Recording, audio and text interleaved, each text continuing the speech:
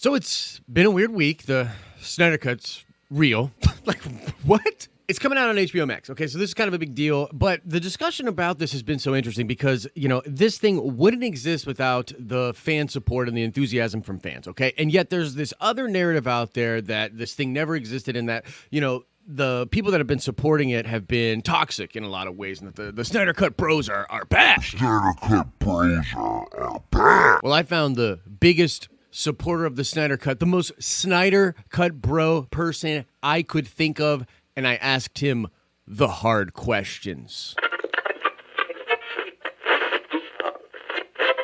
What's up, everybody? It's Josh. Welcome back to the channel. Smash that like button like you're AT&T coming in to smash up the executives of Warner Brothers. And let's get right into this video. Now, look, there's no time to waste. You see the length of this video. It's a lengthy interview. No matter how you feel about the Snyder Cut, the Justice League, all of that sort of stuff, I think this is an important thing to watch. I think you should watch it to the end where Ryan and myself talk about the toxicity of fans. But this interview is really cool. We go over a lot of different aspects for what it was like as a big supporter of this thing throughout the years, what his opinions are of supporting HBO Max, the Henry Cavill situation where he was not very supportive of the movement, and then again getting into the thing about the toxicity and culture with fandom and things online. So enjoy this interview. All right, we are here with the resident Snyder bro himself, Ryan from RK Outpost. Ryan, thanks for doing this, and how are you, my friend?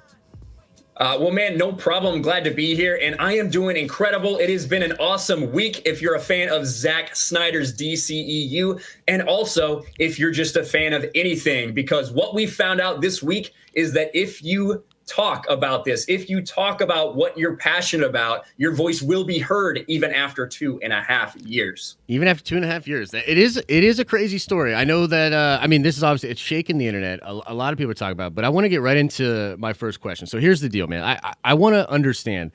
I've supported the Snyder Cut, but I obviously have not been as hardcore as someone like you, okay? And so from your perspective, from the perspective of someone that has been a very big vocal supporter of this, why? Why? I guess what I'm confused about is why did you think this cut existed? Like, where did that come from? And what sort of allowed that passion to persist over the years?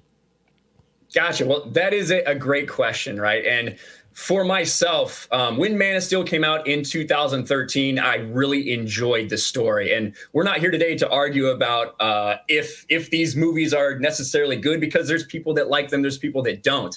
But when I saw Man of Steel and when I saw Batman v Superman, the Ultimate Edition, not the one that was released in theaters, I was really passionate about those. I really enjoyed it because I'm sitting here watching the MCU, which I enjoy a lot of the MCU, but I didn't want something that felt like the MCU. I wanted something different. And to me, that's what these movies really were. And when Justice League came out, I didn't feel like it felt right. It didn't make any sense. I went to the theater. I was super excited about this. I knew that what had happened to Zack Snyder was so unfortunate that Joss Whedon finished the film off, but I didn't really know any of the back drama. So when I come out of the theater, I'm like, what did I just watch? This isn't a sequel to these movies that have come before it. This makes no sense. So then I went to see it again the next day, and I hated it even more. I'm like, you can see Ben Affleck's gaining and losing 20 pounds between shots. Batman is saying things that don't make any sense. You see all the reshot scenes with Superman. And I'm thinking, what happened to this movie? And then weeks go by, and we start hearing these rumors that this is nothing at all like Zack Snyder's real vision. And for me, as a fan of everything Zack had done before, I wanted to see what his plan for Justice League was, because I knew that it was not anything like what we saw in theaters. Gotcha. Okay, so let me just try to break that down. So basically, it comes from you saw the theatrical cut. It was so starkly different from what you thought would be Zack Snyder's vision for that. And then sort of post-mortem or post-watching it, you're hearing the rumors that this is way different than Zack's cut. So I get you there. Now, is it just that you thought there had to have been an intact version of Zack's vision? Or like, I guess what I'm saying is the Snyder cut itself, right? Was it just the rumors? What was the thing that for you and for everyone else that you guys were like, no, there is certainly a Snyder Cut, and we definitely want to see it. Was there anything like definitive, or was it? Yeah, can you speak on that? Yeah, absolutely. So for me, one of the most interesting things in this has been who you decide to listen to, right? Are you going to decide to listen to media outlets who have said, oh, from day one, no, this doesn't exist? Or are you going to listen to people like Zach, who said, yeah, I have a cut, it exists? Or are you going to listen to people like Jay Oliva, who, as soon as these things started rolling, he came out on Twitter and he said, yeah, and he's the guy who did the storyboard for Man of Steel, BVS, and Justice League. And he said, yeah, it exists. We filmed it all. Like, we filmed all of this. We have it. And it's nothing like what ended up happening. Even you get further down the line, you hear Jason Momoa say, yeah, I've seen the Snyder Cut. But instead, for some reason, so many people didn't want to listen to those people who were involved. I'm not sure why. I don't know if so many of the media outlets are maybe so stubborn or so afraid of being so wrong for so long, or if it's something else just against Zack Snyder as a person. I'm not sure. But at the end of the day, to me, I was much more interested in what the people involved had to say about it than all of these kind of access media outlets. Yeah, no, I totally appreciate that. I think that's a great answer. I think that it sort of illuminates that situation for people, because, you know, you got to understand, I mean, there's tons of people that just don't know, man. They're either not super internet savvy, or they do listen to the mainstream media, right? And they're like, but I don't get it. I was told for so long that it didn't exist. So appreciate that. Now, when it comes to the mainstream media, let's talk about this. So there is certainly a narrative about the film. And what I want to know, first of all, is from your perspective, what has it been like for these 2 years? You know what I mean? You're sort of already describing this experience, but you and a lot of other people, because let's just be real, this wouldn't even have happened without the passion, without the vocal group of fans that had been so adamant about this. And it's, you know, kudos to all these people coming out now and thanking the fans, including the Snyders, you know, including Affleck, Ray Fisher, you know, go on down the line. So my question is, take us back to the not happy times. Take us back to last week and 2 years before that. What has it been like for you as a Snyder Cut bro? What's that been like? You know what I mean? Like, how explain that? Like, how's that been for the last 2 years? It's frustrating, you know, when you feel like you're talking and arguing all these things and even making progress, and then the goalposts move, right? Because that's what we had for so long. You know, in 2017, it was like, no, there's no cut. Nothing exists. And then it's like, well, maybe some parts of it were filmed, but they never got finished with every, you know, even close to anything they wanted to film. Then in 2019, it's, well, maybe they got this filmed, but it's never going to see the light of day. Here we are in 2020, and we get this announcement that it is coming. It feels awesome. But for all those years, you're talking to people who either are just believing what they read on Screen Rant or comicbook.com or one of these other sites, or Collider, things like that. And not to bash any of those sites, but, you know, that's just what was coming out of the mainstream for so long, was just from these access media that, hey, this doesn't exist. Hey, there is no Snyder Cut. That's just a bunch of toxic fans who are screaming into the wind for something that is a pipe dream. So it's frustrating when you're very passionate about something like that. And, you know, there's a bunch of other people who are too. We know how many times Release the Snyder Cut has trended in the past 2 years. It's been insane, the support that the community has, like, for each other and for Zack Snyder. And for not everyone to be able to realize that and to understand that we're talking about something that's real, and just call it fake or have no knowledge of the situation just because of ignorance, it's extremely frustrating. Yeah, you know, I saw some people even calling people like weirdos, you know what I mean? Like Snyder Cut bro weirdos, and, you know, some kind of, you know, like poke the bear type language, right? Like there was some of that used. Yeah, I mean, it's been interesting to see this whole thing transpire. You know, I actually have a video coming out before this one that is detailing everything that we know and we think we know about the cut. And one of the things that Zach said to the THR was that Release the Snyder Cut is the most tweeted and used hashtag for a Warner Brothers movie ever, and it's for a movie that they never released. You know what I mean? Which is like fascinating to consider. Yeah, go ahead. When you think about the fact that the impetus for all of this was that 2-year anniversary, when Zack came out and said release the Snyder Cut, when Ben Affleck came out, when Gal Gadot, when Ray Fisher came out, when Jason Momoa came out, all these people supporting that 2 years after this movie was originally released in theaters. That tells you that so many people are passionate, and AT&T noticed. That is why they came to him and met with him in February, because of that 2-year anniversary and everything that happened. Yeah, man. Well, let's talk about that. Let's talk about AT&T. I consider this to be, and I've sort of talked about that, I think it's a big branding move. I think it's really smart for AT&T. But in a sense, it is an olive branch from the new Warners to the fans. And so I'm curious, are you going to support the Snyder Cut on HBO Max, and are you going to use your platform to try to support HBO Max? 100%, I'm going to support the Snyder Cut on HBO Max. And I, for the past several months, I've been saying Warner Brothers, AT&T, HBO, I will sign up for a year, 2 years, whatever it takes if we get the Snyder Cut. If you promise me I'll see the Snyder Cut on there. And I will do that. I will get HBO Max, if for no other reason than to see Zack Snyder's Justice League. As far as everything else on the platform, I'm going to be honest about it. I'm not just going to support it because it's on HBO Max and they did something for me, but definitely just the fact that I will have HBO Max, I'll definitely be trying out more things on there. Doesn't mean I'm going to like everything. Doesn't mean I'm going to support everything that they do. But you're right. It is an offer of like, hey, fans, we hear what you're saying. We know that you want this. Here it is. Now, it's not all out of the goodness of their hearts. They have to know that in exchange for that olive branch, you're going to give them money, which is just the way it works. And I don't have any issue with that. At the end of the day, kind of like what happened with the Sonic movie, they listened to the fans. And I think that's something that doesn't happen enough in Hollywood. Too often, we are told what we need instead of being given what we want.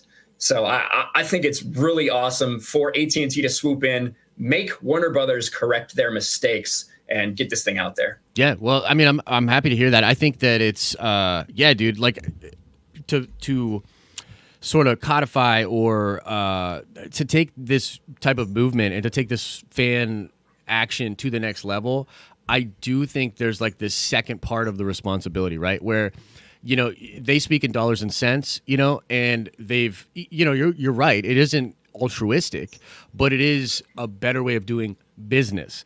And so I think that for anybody that has any sort of influence or that has had been supporting this movement, I think it's personally, in my opinion, important to see that through and to make a dollar impact for Warner Brothers so that the next time the suits try to fuck shit up, man, you know what I mean? Like, you can come in and basically be like, look, this is what fan loyalty gets you. You know what I mean? So yes, yeah, I think 100%, dude. We saw that with the Sonic movie too. Yep. I feel like the Sonic movie really overperformed. I went and saw. I would not have gone and seen that if they hadn't changed the trailer. I had no interest, but because they did something for fans, I was interested. And same thing with HBO Max. I'll sign up for a year, 2 years, whatever. I'll pay $200 just to see this movie. Like that. That's how passionate I am about it. Yeah. And that's how excited I am about it. And hopefully a lot of others will feel the same way. That's awesome, man. That's awesome. Let's talk Henry Cavill. You had just mentioned the 2-year anniversary. You had just mentioned people that were tweeting, people that were supportive. Henry Cavill, not one of those guys, okay? Not one of those guys. In fact, to my knowledge, I don't think he ever publicly supported the Snyder Cut, but he's on the live stream, with Zack. In your opinion, what do you think that meant, and how do you view his position over the past 2 years, and how do you view his possible future in the DCEU? Yeah, so like you said, when Henry Cavill showed up to Zack Snyder's Man of Steel watch party, right then I knew something was happening because, like you said, Henry Cavill has been fairly tight-lipped. He has been walking this line. He is a person who loves and appreciates Zack and, appreciates everything that he did for him and his vision for Superman. At the same time, unlike all of these other people who came out, Ben Affleck is pretty secure where he's at. I don't think Ben really thought he would ever be playing Batman again. Gal Gadot, Jason Momoa, they made $1 billion in their movies. They're not going to lose their jobs for supporting Zack Snyder. Henry Cavill is a guy who is in this limbo. Is there going to be a Man of Steel 2? He wants to play Superman still. So he wants to appease Warner Brothers and AT&T, but at the same time wants to stay loyal to Zack. So he's been walking this tightrope, and I get that. I'm not someone who's judging for that. Do I wish that Henry Cavill would have come out and said #release the Snyder Cut? Hell yeah, I do. That would have been awesome for Superman to do that. At the same time, I think it's pretty clear that once everything has been worked out, for him to come there, for him to make the jokes about the mustache, for him to say that, I want to see what Zack's true vision for this character was in Justice League and what should have been the sequel to BVS. It's interesting because with J.J. Abrams coming into Warner Brothers, and everyone is assuming that he's going to have really control over what happens there from a DC front, and he wants to make a Superman movie, Henry Cavill being right there with Zack Snyder really makes you think, does that mean that there could be a Man of Steel 2 or some sort of Superman sequel involving Henry Cavill, and will J.J. Abrams be involved at all? Those are all the things that are turning in my head. A perfect world, this goes incredible.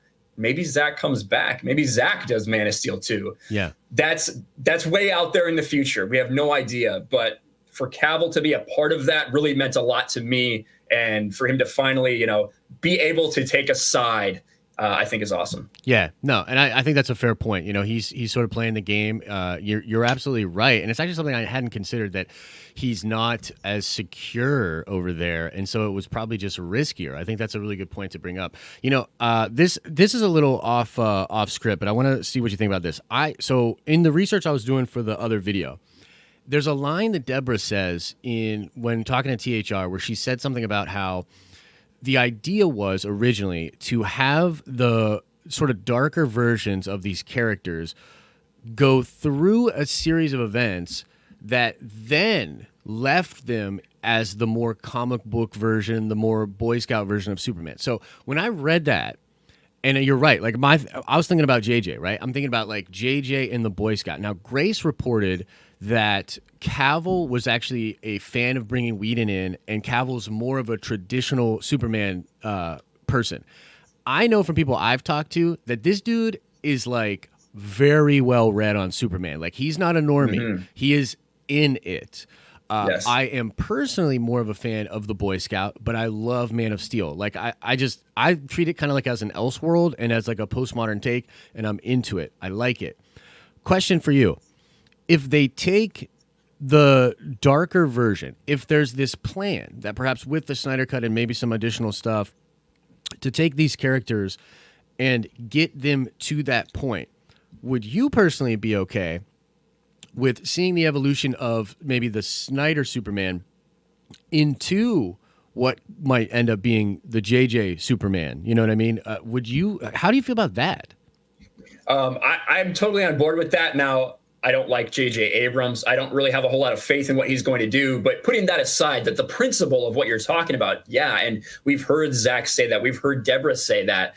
The entire plan for Superman's journey was this 5-movie arc. And that's the thing about Man of Steel. He's not Superman. This is Superman. It's not year one. It's Superman day one. It's like hour one. This is the first time he's fought. Yeah. This is the first time he's ever fought anybody, ever. And he's going up against people who have been trained for this their entire lives and have the same advantages he does. So that's my perspective coming at Man of Steel. And then that's one of the reasons I liked BVS so much, because it was like, what would happen if Superman came here today, right now? You know how it is on Twitter, on social media, politics, news channels, all of that. Half of the people would be like, this is the best thing ever. Half the people would say, this person is going to kill all of us. That's just what would happen. And that's exactly what you see played out. And that's what his father was so worried about. Right. That's why he didn't want him to reveal himself. That's why he died, so he didn't have to reveal himself. Yeah. All that means a lot to me. And I get if you don't like that type of story, that type of character, but that's one of the reasons I loved it. Zack had always said that this whole thing was supposed to get you through at the end of this five film arc involving Superman. You were going to see that traditional Superman for everything he goes through, including, and I'm just going to go ahead and say right now, if you're all right with it, the plans for Zack Snyder's original Justice League and the film after that was for Darkseid to kill Lois Lane, for Superman to succumb to the anti-life equation. That's how we get to that nightmare scenario that Batman saw. And we're going to get more of that nightmare scenario in Zack Snyder's Justice League. I believe that wholeheartedly. And then for Flash, Cyborg, and Batman to have to change time, go back in time and change it to be able to save Lois and save Superman and get him to that idealized Superman that we all have. And unfortunately, Warner Brothers did not have the patience to allow that to play out. Yeah. And we're in the situation we are now. Yeah. But I'm totally down for that. That makes sense to me. I like to see this character grow and become this perfect being that he wasn't at the start. I think they have a really special opportunity here. Like, I really do. Like, I think that, I've been very critical of DC and Warner Brothers, but mostly Warner Brothers, not DC. Like, I love the DC stuff, right? But I've watched how they do things, and I'm just like, oh my God, it doesn't make any sense.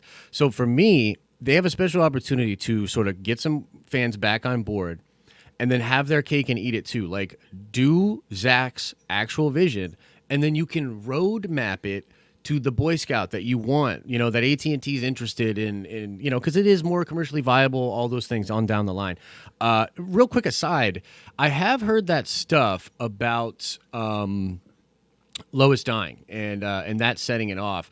Where did you hear that? Like, where's that? Do you know where that's coming from? Like, was that?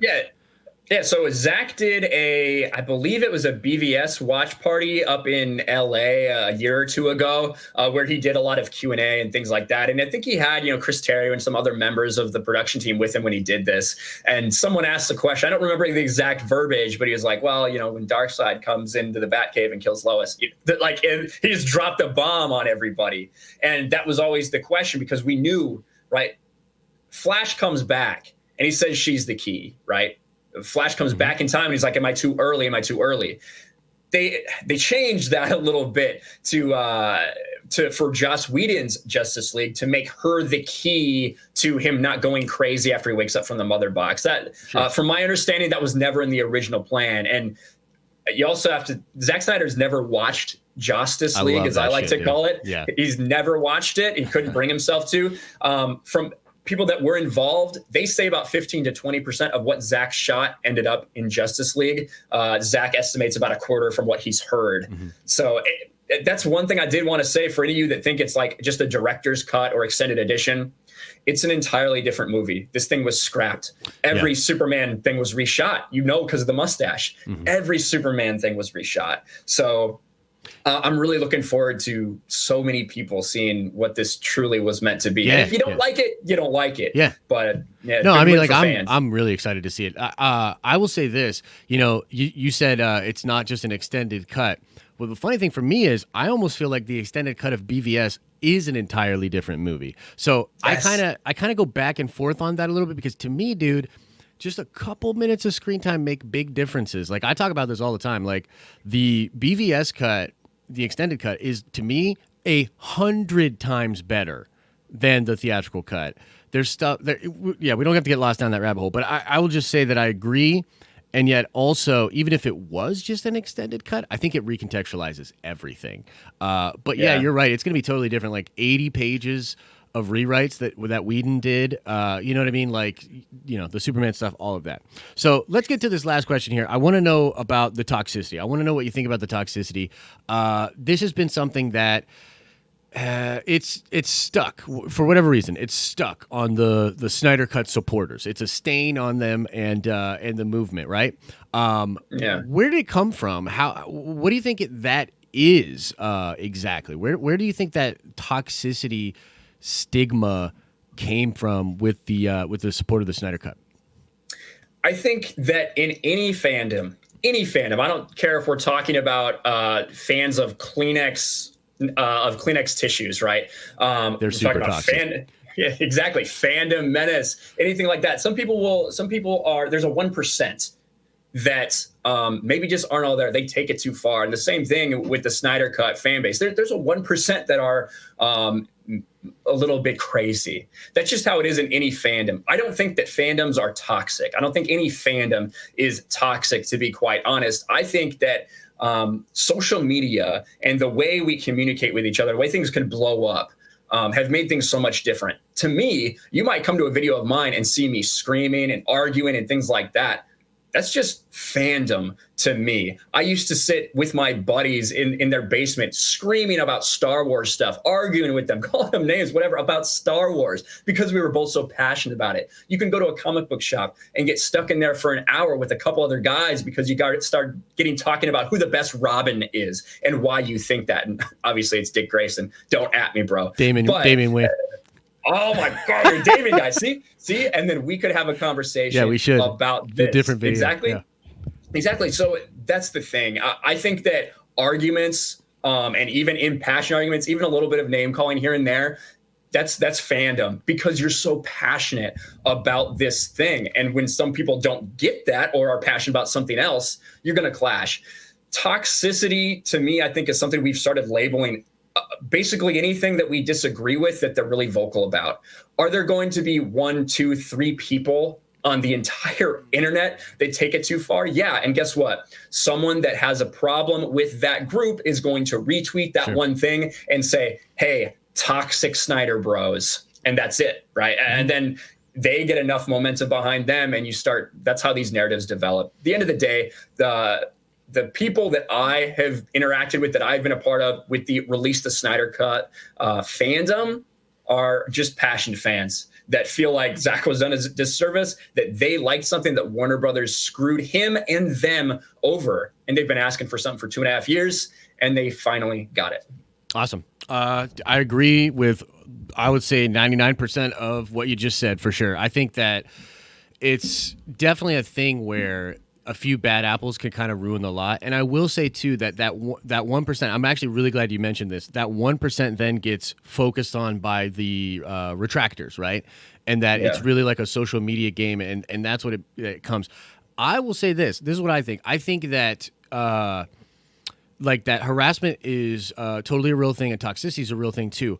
But if you are someone that has a platform, or if you are someone that is a public figure in any capacity, you just have to understand that is the territory, right? So like, for instance, like, you know, am I pumped that people are tweeting at Joss Whedon about this? Like, no, I'm not personally pumped. But at the same time, like, that's because he's a very privileged, like, celebrity that has gotten the chance to do all of these things, and he owes that. There's a dark side and a good side to that. So I think that whenever you're a person that has any kind of a platform or that opens themselves up, right, you just got to be ready for that. It's internet rules, dude.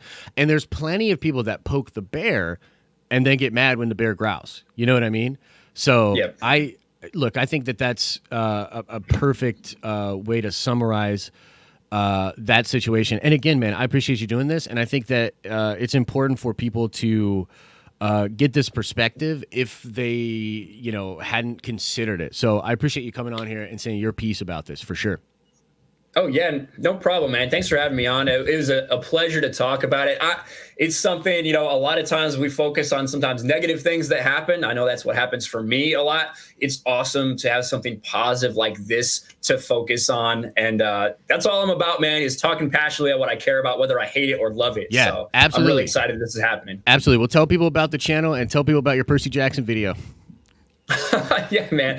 So you can come to my channel. I talk about Star Wars. I talk about comics. I talk about Release the Snyder Cut. Obviously, now I'm talking about Snyder Cut Released. And yes, like Josh said, I did make one Percy Jackson video when it was announced that there was going to be a Disney Plus series. I'm not the biggest fan of Disney or Disney Plus, but I am a huge fan of the Percy Jackson series. I feel ashamed that I am admitting this, but yes, I know it's not necessarily made for my age group, but I still enjoyed it. So like things like that. I don't hate everything. No, I know. Well, what you may hear. I wanted to bring it up because, like we said before air, I was like, one of the things I really like about you, Ryan, is you're just real, man. You're real. You're gonna tell it how it is. You're gonna say what you like. You know, you're gonna argue with even people within your group if it's something you like. So I appreciate the realness, and I think that there's a lot of good content on your channel. So I think people should go check it out. Well, thanks, man. Appreciate you having me on. Absolutely, brother. Okay, so I don't want to take up much more of your time. That was a big, long interview, but I'll just say that for my part, I think it's important to have open discussions with people about these sort of things, and I'm very grateful that Ryan agreed to do this interview, and I hope you found some value in this. I hope you found it interesting getting this perspective. Maybe you were already a Snyder Cut supporter, and you're like, yeah, I get what he's saying. Maybe you had no idea why this thing even existed, and now you're getting a perspective of what it was like for a big fan of that series to go through this over the past couple of years. Maybe you thought all the Snyder Cuts bros were really, really, weirdos or toxic and all of that, and then you get to see a perspective of what someone on that side thinks of that very statement. Either way, I think this kind of stuff is important to talk about, so I hope you enjoyed it, and yeah, that's it. Now let's shout out Fluorescent. Yes, indeed. It is Harry Lennox as General Swanwick that is rumored to be Martian Manhunter in the Snyder Cut. So shout out to you, Fluorescent. And now let's ask another nerd card question before we get out of here. I want to know what other DCEU film is now getting its own hashtag trending out there with a lot of support for that director's cut of that film. What film am I talking about that now might actually get pressured in to having its own actual director's version released on HBO Max? Answer that question in the comment section below. If you absolutely need more nerdy content, you can click or tap over there to watch some more of our videos, or come up by our live streaming channel where we live stream every day, Monday through Friday, starting at 10 a.m. Eastern Standard Time. Like this video if you liked it, or if you want to take your support to the next level and join the list of amazing people you see below, check out our Patreon for some behind-the-scenes content. As I always say, I hope you're having an awesome and a nerdy day, and I'll see you in the next video.